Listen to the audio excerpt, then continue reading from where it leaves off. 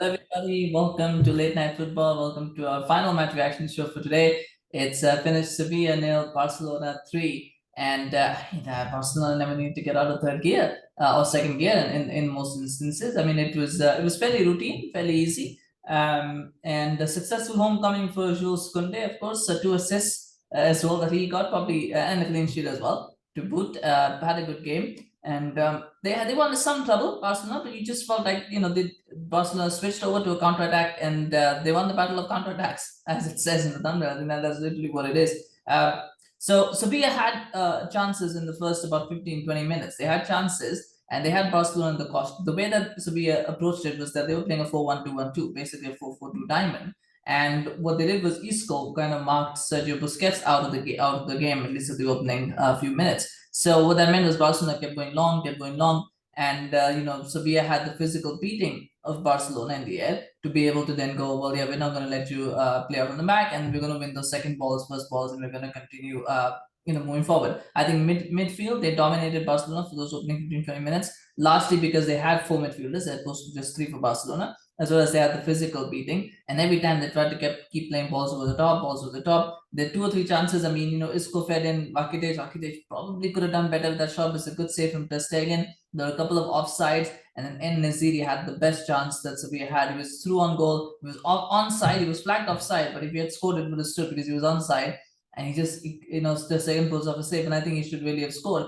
And that's why I keep saying quite often, when you're on top, you've got to make it count. You've got to make it count. Otherwise, that's just a phase. It doesn't matter how much you dominate, unless you have something to show for it. And I think Sevilla in that 20 minutes, if they had got a goal, the result might have been different. But they couldn't make those chances stick. And then it's just a simple counter attack from Barcelona, one end to the other. I mean, it's just it's them losing the ball. Lamela loses the ball first. Gavi wins it off.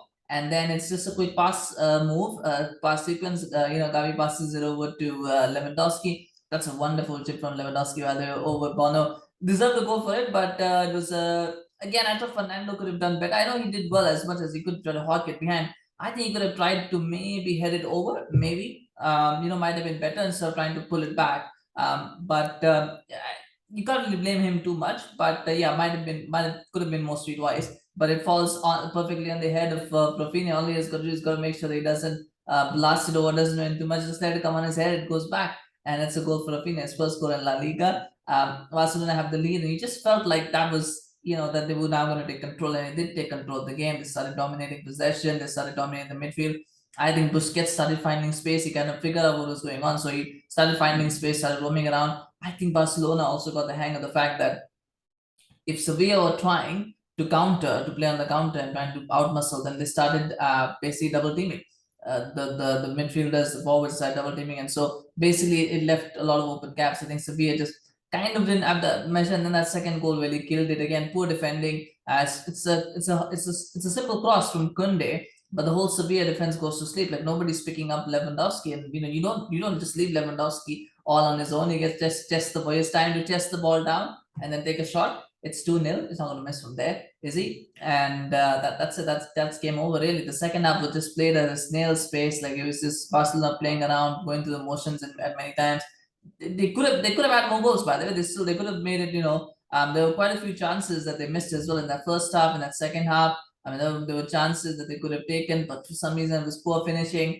Probably a little bit of casual play as well from Barcelona. But in the second half, they got that third goal again.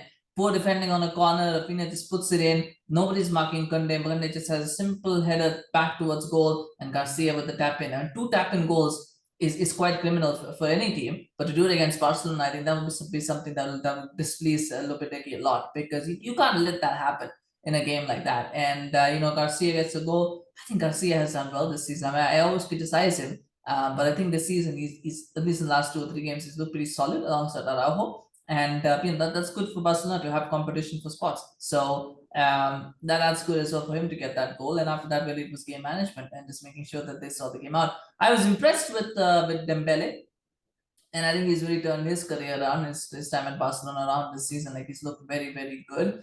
Raphinha, to me, he got a goal, but he still looks a little bit inconsistent. I still feel like he's not at the level that Barcelona need. At times he's good. I don't know what it is. I can't put my finger on it. I'm sure some people will say, no, he played well today, and maybe he did.